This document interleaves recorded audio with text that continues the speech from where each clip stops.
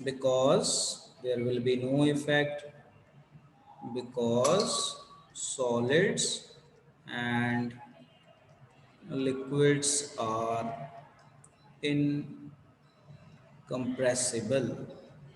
ठीक है, तो ये चीज़ हो गई क्लियर। ओके जी, आगे चलते हैं। अब हम जब इसमें आगे चलते हैं तो जो हमारा बहुत ही इम्पॉर्टेंट टॉपिक आता है, इस टॉपिक का नाम है हमारा Henry's law. So the topic is known by the name of Henry's law. जो हमारा हेनरी लॉ है, it is valid for gas in liquid. जब हम गैस को लिक्विड में डिसॉल्व करते हैं, ये वहाँ पे वैलिड होता है। ये लॉ कहता है pressure of a gas is proportional to mole fraction. ठीक है, यहाँ पे डेफिनेशन लिखी हुई है और बहुत ही इंपॉर्टेंट है, वेरी वेरी इंपॉर्टेंट, कि what do mean by Henry's law. तो Henry's law states that partial pressure of a gas in vapor phase is proportional to mole fraction of gas in the solution and it is expressed as P proportional to X। अब इस P को जब हम open करते हैं तो हमारा एक कांस्टेंट आता है जिसे हम कहते हैं KH और साथ में आ जाएगा X। यहाँ पे जो KH है, KH is your constant and known by the name of Henry's constant। तो आप इसको सिंपली याद रख सकते हो, Henry law is valid for gas in liquid और P proportional to mole fraction, और जो यहाँ पे हमारा KH है that is our Henry's constant. So very very important. अब इसमें थोड़ा सा हम इस तरह से समझते हैं। अगर मैं KH को एक साइड कर लूँ तो हमारी इक्वेशन बनेगी P/X। अब मुझे इस इक्वेशन को देख के बताओ कि अगर हेनरी कांस्टेंट की वैल्यू ज़्यादा हुई तो सॉल्युबिलिटी ऑफ गैस कम होगी या ज़्यादा होगी, ये बताओ। बताओ बेटा आयुष। लेस। अगर KH की वैल्यू ज़्यादा है तो सॉल्युबिलिटी इन्वर्सली प्रोपोर्शनल आ रहा है, तो सॉल्युबिलिटी क्या होगी, मोल फ्रैक्शन कम है तो सॉल्युबिलिटी ऑफ गैस क्या हो जाएगा, कम। और अगर KH की वैल्यू कम तो सॉल्युबिलिटी हो गई ज़्यादा, it is inversely proportional to mole fraction KH। ठीक है बेटा, so it is very very important. तो हेनरीज लॉ के ऊपर क्वेश्चन आते हैं, न्यूमेरिकल भी आते हैं, it is very very important. Henry law पूछे आपसे तो आप सिंपल बताइए, states that partial pressure of a gas in vapor phase is proportional to the mole fraction of gas in the solution and expressed by this formula। और यहाँ पे KH हमारा Henrys constant है, वेरी इंपॉर्टेंट।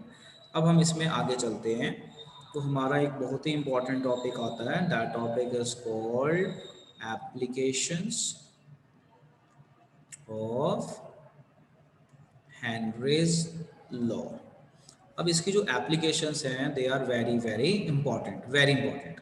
सबसे पहली application देखो, सबसे पहली एप्लीकेशन है जो CO2 डाली जाती है कोल्ड ड्रिंक बॉटल्स में या सोडा बॉटल्स में।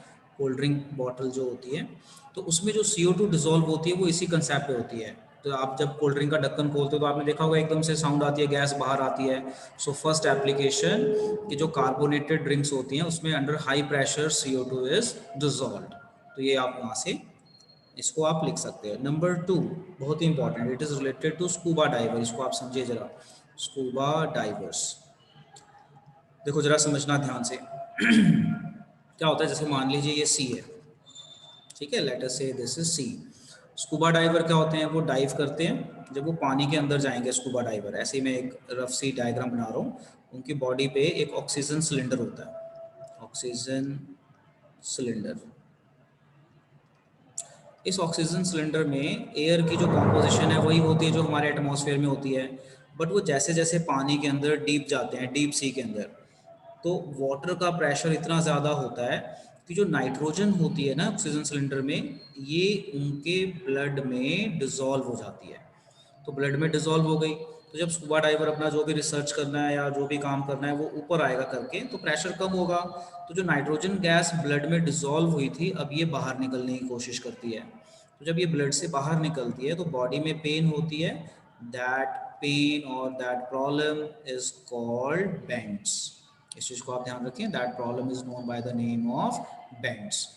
इस बैंड्स को हम कम कर सकते हैं नाइट्रोजन को की परसेंटेज कम करके, इसमें हीलियम गैस डिसॉल्व कर देते हैं एंड हीलियम जो है ब्लड में डिसॉल्व नहीं होता। तो it is very very important application कि स्कूबा डाइवर्स की जो बैंड की प्रॉब्लम है it can be solve out by diluting nitrogen, बाय diluting nitrogen or reducing nitrogen concentration and adding some amount of helium.